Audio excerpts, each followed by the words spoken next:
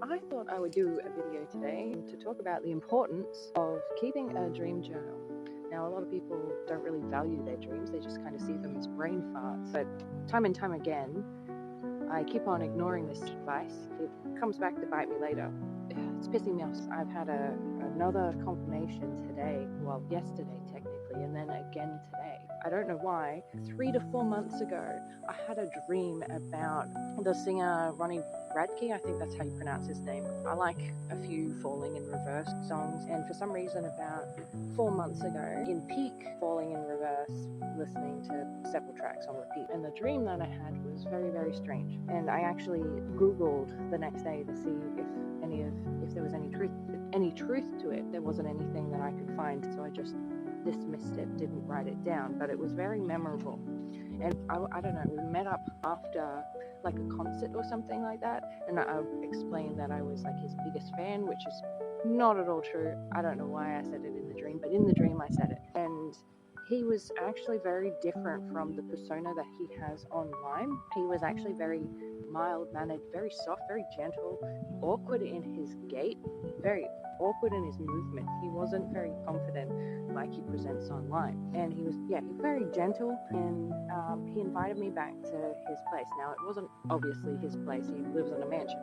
But this house was like, I don't know, an old, let's say like an old American like asbestos house, and it was a small bedroom and with a double bed or a queen bed or whatever, and it had a door on the left heading onto the house or whatever. It's probably a made up location, but I'm describing it anyway to kind of set the scene. And on the right was a door out to a yard, and it was like a white wooden door with like a glass window panel and like a privacy curtain made out of white lace. And so anyway, went back to his place, but nothing weird happened. It wasn't like a dream or anything like that. And basically what happened was, he invited me to just generally chat. I can't remember what we were chatting about. It was just stuff. And he asked me to lay down on his bed, and I was like, I don't feel comfortable with that. And he's like, oh, no, I have a girlfriend. But the interesting thing about it was I felt uncomfortable because there were like all of these girls stacked onto each other, crisscross, layered on the bed, probably 2 or 3 layers deep. And I was like, okay. So he invited me to like lay on top of the stack. And so we're like just chatting casually as we're like lying on these women who are like conscious and awake. We're just like hanging out, I guess. And the one who is perpendicular to me, the one I'm lying on top of, I can't remember her name. It was like Chloe or Courtney or some C name. It could have been Charlotte. It was something like that. And she was like, I'm his number one. And I'm like, I don't think that's true, but okay, if you say so. And I just kind of looked at him confused. What are all of these people doing here? I can't remember how he responded, but it was just kind of, I have a girlfriend. It was just that kind of really, there's nothing going on here. I have a girlfriend. But we were talking, and then all of a sudden there was a jump scare, and I like look over to the door with the window and the lace, and here is another version of Ronnie Radke. I don't know why I said Johnny. Looking through the window, he's got his emo style. He's got the big hair, the comb over. He's wearing tight black jeans. I think he was wearing, I'm not 100%. I think he was wearing like Converse shoes with black laces, but I'm not 100%. They could have been boots, but I'm pretty sure they were Converse. And he was wearing like a singlet with like really messy white, like a single word. And I can't remember what it was. And he was just like staring through the window, and I'm, what the I turned to Ronnie and I'm like, what's he doing here? And he's just staring back and not saying anything. Walking over, staring this other version of Ronnie, and for some unknown reason, I don't know why I said this, because I don't like emo music, I hate it as a genre. I turned around to him and I was like, I think I like this version of Ronnie better. And that's how the dream ended. For some reason, when I woke up, I remember thinking, is he in the doghouse or something? Is he in trouble? But I looked it up and Googled it and didn't find anything different. And I'm now kicking myself that I didn't write it down. Dreams talk in a lot of, any kind of prophetic dream or psychic dream, they mix the mundane with surreal elements. They're very strange. and it's more important that the symbolism be conveyed rather than like any story. So if you're a lucid dreamer, for instance, and you try and take it off the rails, it will treat you as if you're blocking. In drama where people ad-lib, and you can have people who block the ad-lib.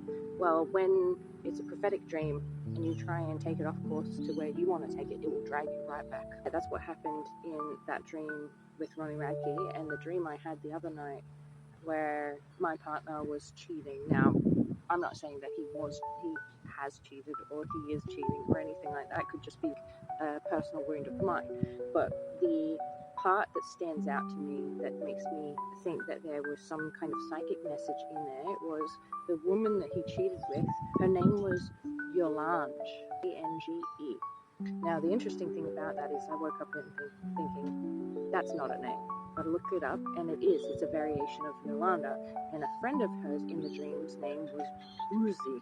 And that translated to the etymology of that word, and it was actually a name, meant despised. It's a biblical name. I don't know if I'm pronouncing it right, but the actual ethnicities of the people correlated with their name. So Yolande, if that's how you pronounce it correctly, she was Hispanic, and Uzi was African. And I thought it was interesting because if you combine that together, those are names I've never heard of, but if you combine them together, it means despised and violent. And I felt like maybe because I've had dreams multiple times about cheating or dishonesty or lies, that maybe the dream was telling me that I was ignoring my intuition. And so these weird dreams that I keep having about random things that have no consequence in my life, random celebrities like Ronnie Radke, who doesn't give a about me, doesn't know I exist. But sometimes we receive those kinds of messages for verification that your intuition is in fact correct. It's not about needing to know about other people's deep and intimate lives or their flaws or whatever. But sometimes we can receive messages like that just to let us know, just to verify, to trust your intuition. So when we have these dreams that don't make any sense, that we don't understand, I personally don't see my partner as the cheating type, and he literally tells me everything about his day. Whenever we're together, he follows me around like a puppy. He never lets me out of his sight. So I just don't see that in his nature. But there is definitely something in those dreams that my intuition is trying to point out to me. And when I doubt these messages, that's when I tend to get these weird dreams about celebrities that predict something that later on turn out to be correct. Now, okay, I don't know anything about the circumstances why he split up with his partner, so I don't know if he cheated or anything like that. But I had this dream months ago. I had it 3 to 4 months ago. And then he confirmed today that he had split with his girlfriend about 3 months ago. The dream may have been a little bit longer than that, maybe around 4 months ago, 3 to 4 months ago. So I just thought I would share that with you, because that is just, if you dreamed about a celebrity, you wouldn't write that down. You'd be like, what the f*** is this? And it's just one of those weird things that happens. But no matter what it is, I am a firm believer that our dreams have really, even if you don't believe in psychic phenomena, I believe even just at a deep subconscious level, our dreams actually tell us very important things about our lives, the way that we feel, things that we may not have, that may have been in our environments that we may not have noticed.